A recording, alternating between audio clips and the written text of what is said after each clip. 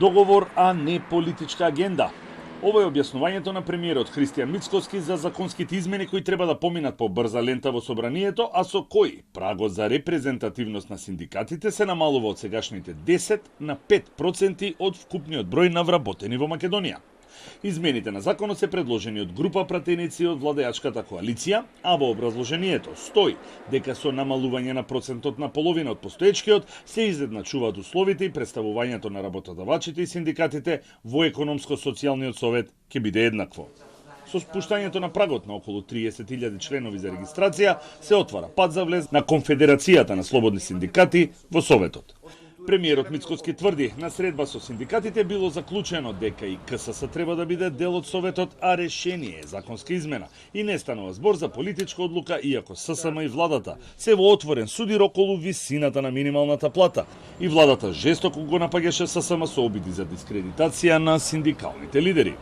Тоа беше резултатот разговорот последниот пат кога бевме со сите синдикати заедно, дека имаме два синдикати реално во Македонија кои што се на терен и тие два синдикати за да нема кој е внатре, кој не е внатре, па кој има репрезентативност, кој нема, сите да бидат во рамките на економско-социјалниот совет и да има еден диалог кој што таму ќе се случува внатре. Така што не е тоа нешто кое што е некаква политичка агенда. Процесот на пребројување на членовите на ССМ за да може и официјално да се потврди репрезентативноста, кој почна пред повеќе од 1,5 месец, според премиерот е завршен. А информациите на Телма велат дека на списоците на членови доставени од ССМ има 10,2% од вкупниот број вработени во Македонија, со што се исполнети условите за репрезентативност и тоа по стариот закон.